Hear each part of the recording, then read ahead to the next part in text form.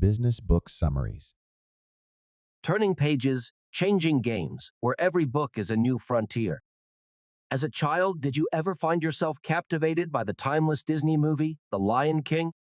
If you did, one character that likely left a lasting impression on you is Scar. Picture the scene in his lair, surrounded by a cacophony of hyena laughter, as he theatrically sighs, "I'm surrounded by idiots." It's a moment that lingers in memory. I bring up this example because, at times, our experiences at work can mirror this sentiment. We might catch ourselves envisioning our colleagues as the bumbling hyenas or questioning the rationale behind their actions. It's easy to wonder, what on earth is wrong with them, and why would anyone do things that way?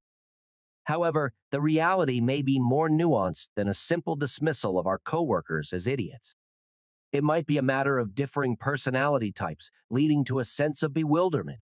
Rather than labeling them as foolish, we could be dealing with conflicting approaches shaped by distinct personality traits. Intriguingly, according to Erikson, these personality types can be categorized into 4 distinct groups: dominant red, inspiring/yellow, stable/green, and analytical blue. In the upcoming chapters, we'll delve into these personality types, exploring how they influence human behavior and shedding light on the dynamics that shape our workplace interactions. Before we delve further, remember that we regularly share new content. Don't forget to subscribe to our channel Business Book Summaries and hit the notification bell for the latest updates. Chapter 1: Red and Yellow Personalities. Imagine you're gearing up to deliver a presentation. You've got your facts and figures, compelling graphics, a pleasing color scheme, and even some humorous gifs to spice things up. You wrap it all up with a powerful call to action, thinking you've covered all the bases. However, there's a missing piece in this seemingly flawless picture, considering the diverse personalities of your audience. Understanding personality types is essential because, in a room full of clients, each person can interpret your message differently based on their individual traits. To truly connect with your audience and succeed in communication, it's crucial to delve into the realm of personality types and explore how our unique traits shape the way we listen, process information, and interact. Let's start our journey by examining the first 2 personality types, red and yellow. The roots of these classifications can be traced back to the 5th century BC, credited to the renowned Greek philosopher Hippocrates. Despite the antiquated terminology, the insights into personalities endure. Firstly, the red personality type derived from the term choleric, which originally meant ill-tempered or unstable. Though the word may sound obsolete, it finds its origin in cholera, a disease associated with irritability and emotional excess in Hippocrates' time. However, being a red doesn't mean being a loose cannon. Reds are characterized by strong will, ambition, and a readiness to express their opinions. They are dominant personalities, ready to take charge and make tough decisions, even if they are unpopular. Notable figures like Steve Jobs, Margaret Thatcher, and Barack Obama exemplify the power and effectiveness of red personalities.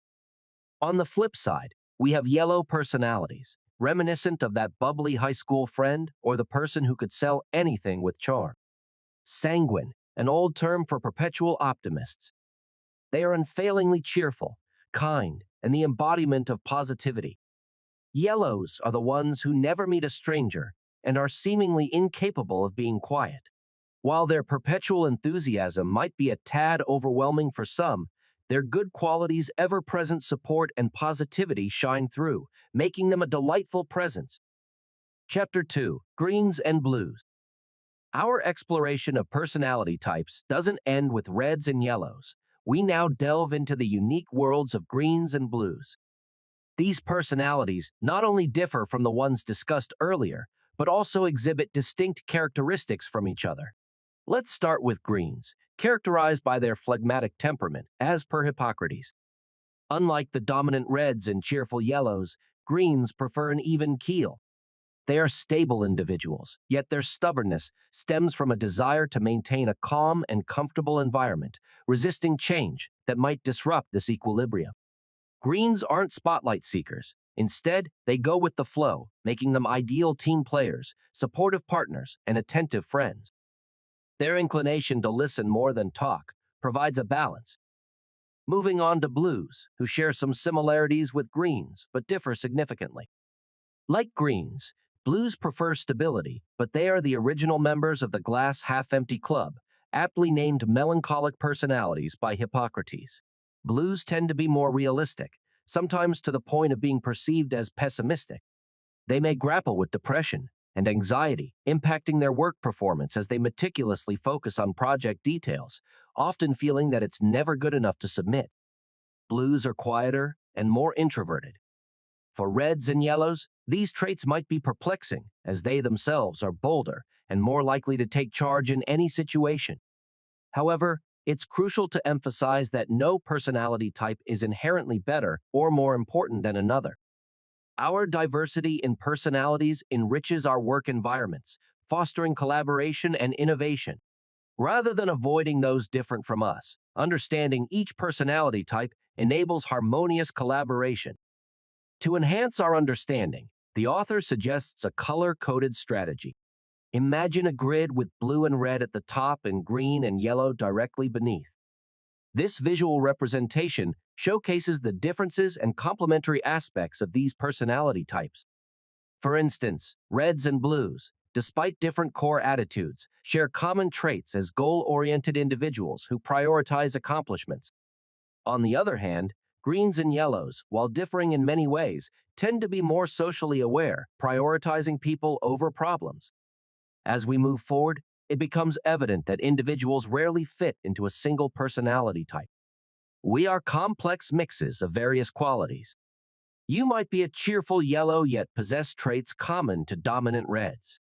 These nuances define us, influencing the jobs we excel in, the friends and partners we connect with, and how we navigate our lives.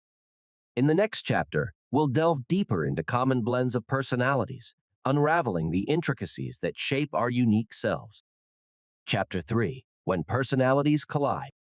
As we've glimpsed in previous chapters, the reality is clear differences in personalities can often lead to clashes. When individuals are as diverse as reds and blues, it's not surprising that misunderstandings can brew, making collaboration seem impossible.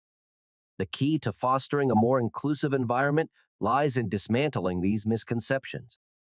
How do we prevent these misunderstandings from escalating? Erikson suggests that the first crucial step is to delve deeper into the traits of each personality.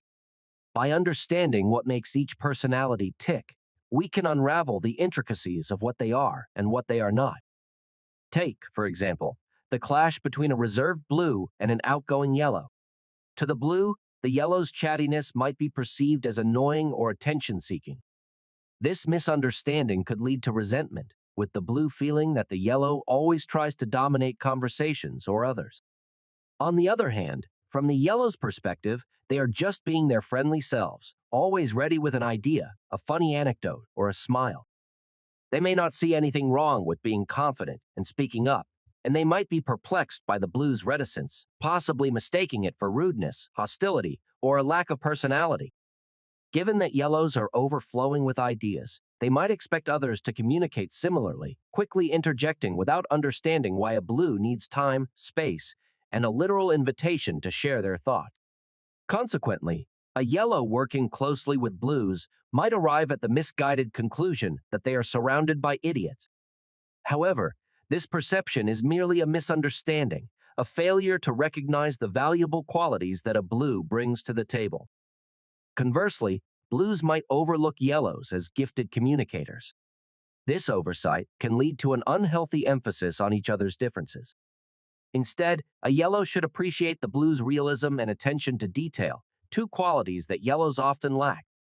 On the flip side, blues should acknowledge the yellow counterparts as assets when it comes to speaking up, taking charge, and adeptly handling social situations.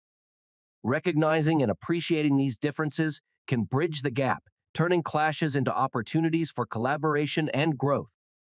Chapter 4: It's Always the Quiet Ones. The enduring stereotype that quiet individuals are creepy, weird, or losers has persisted for years, casting an unwarranted shadow on blue and green personality types.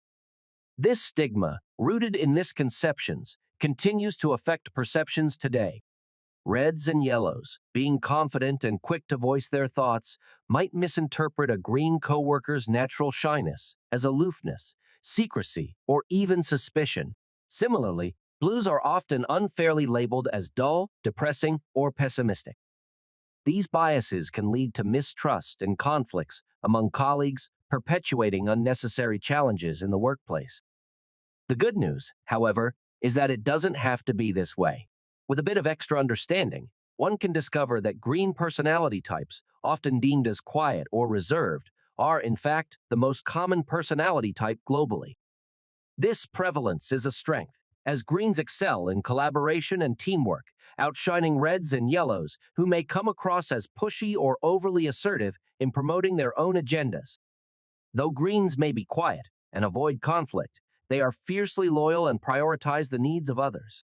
However, like any personality type, greens come with a unique set of traits to be mindful of.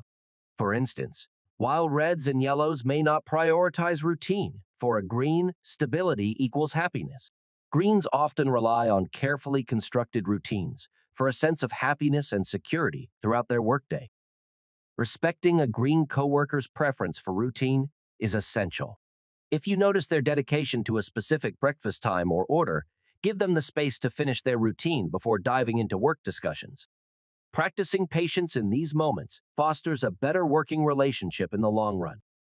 Yet, challenges may arise if a green is hesitant to embrace new ideas, take risks, or experiment with different approaches. Their inherent desire for stability and sameness may lead them to resist change, causing frustration for others. However, this doesn't mean that working with green personalities is impossible or that they are resistant to change. It may simply require effective communication, addressing their concerns, and understanding their perspective rather than dismissing or assuming everything will be okay. Having explored the common misconceptions surrounding greens, it becomes apparent that unraveling the complexities of personality types contributes to a more harmonious and collaborative work environment. It's time to delve into our final personality type and unravel the common misunderstandings surrounding blues. As we've explored in previous chapters, the inherent glass half-empty outlook of blue personalities may lead others to perceive them as donors or, in some cases, suspicious due to their reserved nature. Blues, sharing a penchant for being more comfortable with problems than people, might be seen as insensitive, self-centered, or aloof. Extroverted yellows, in particular, may struggle to comprehend why blues prefer quiet and solitude, often misinterpreting their reserved demeanor. However, a touch of understanding can dissolve these assumptions. Similar issues may arise when working with detail-oriented blues.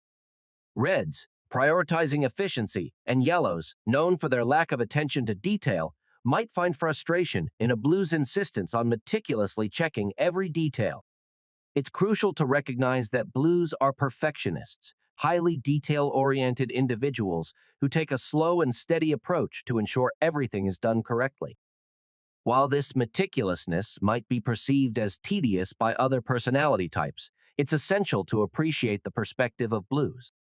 Understand that they care deeply about doing a good job, and their commitment to thoroughness stems from a desire for excellence. Recognizing and valuing these qualities can foster better collaboration and appreciation for the unique strengths that blues bring to the table. Chapter 5: How to Communicate Effectively. Now that we've explored the distinctions between each personality type, the primary focus of this chapter becomes evident: effective communication. Understanding how each personality type communicates is crucial, as mastering this skill empowers you to establish robust relationships in both your personal and professional life. Let's delve into strategies, particularly in tricky situations like delivering constructive criticism.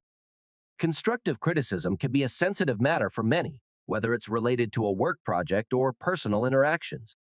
Tensions can quickly escalate if criticism isn't delivered tactfully, and using the wrong strategies for someone's personality type can make it even more challenging. Here's what you can do to navigate these situations successfully. In some ways, reds are the easiest to communicate with because they prioritize problem solving and efficiency. They appreciate a direct approach without unnecessary flattery. While tact is essential, Being straightforward and prepared with concrete examples of the issues you want to discuss is key. If you're not a red personality yourself, brace yourself to be firm and assertive, as reds, being inherently dominant, may try to talk over you. Knowing this in advance can help you approach the conversation with the right mindset. Yellows, on the other hand, require a different approach. When delivering constructive criticism to a yellow, avoid a heavy-handed or direct approach. Instead, keep things light. Begin with a joke and engage in pleasant small talk. Since people with a yellow personality prefer a more light-hearted approach, they are likely to be more receptive and at ease. Trying to approach them with the same directness as with reds may lead to resistance and hurt feelings. Despite their differences, reds and yellows share a common need when it comes to tough conversations, the necessity for specific talking points. Whether dealing with a red who questions your argument without solid proof or a yellow who tends to veer off topic due to their chatty nature, having a list of talking points in mind or on paper helps keep the conversation on track. Lastly, a valuable tip suggested by Erikson applies to all personality types. Ensure that both parties discuss and agree on the key takeaways from the meeting. This step is vital for clear communication, eliminating room for misunderstandings. Suggesting that both parties write down their agreements, especially for significant changes in projects or office policies, can be particularly helpful, especially for chronically forgetful yellows. This practice reinforces clarity and ensures everyone is on the same page. Final summary: unraveling the colors of understanding. It's not uncommon to feel surrounded by misunderstandings and, at times, perceive those around us as less capable. However, as Erikson expertly demonstrates, this sense of frustration often stems from a lack of understanding of others' personality types.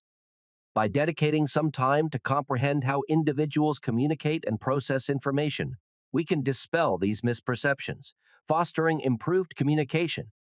The initial step involves identifying the 4 primary personality types, each represented by a distinct color and characterized by unique traits. Reds, embodying dominance and ambition, contrast with their yellow counterparts, known for their bubbly, chatty, and positive nature. On the other side of the spectrum, individuals with green personalities are characterized by quietness, analytical thinking, and a prioritization of stability. Blues, the last personality type, exhibit reserved, introspective tendencies and a detail-oriented approach, even if their worldview tends towards pessimism. Understanding the thinking patterns and values of each personality type becomes the key to effective collaboration and communication, while also minimizing frustration. Reds thrive on directness and assertiveness. Yellows appreciate a light-hearted approach. Greens prioritize stability, and blues, though reserved, bring meticulous attention to detail. Recognizing and respecting these differences lays the foundation for a harmonious and collaborative environment, debunking the notion of being surrounded by idiots and paving the way for better understanding and cooperation. We're keen to hear your thoughts on our content. Feel free to share your opinions or recommend books in the comments section. Don't forget to subscribe to our channel Business Book Summaries and hit the notification bell to stay updated with our latest summaries. Thank you, and have a wonderful day.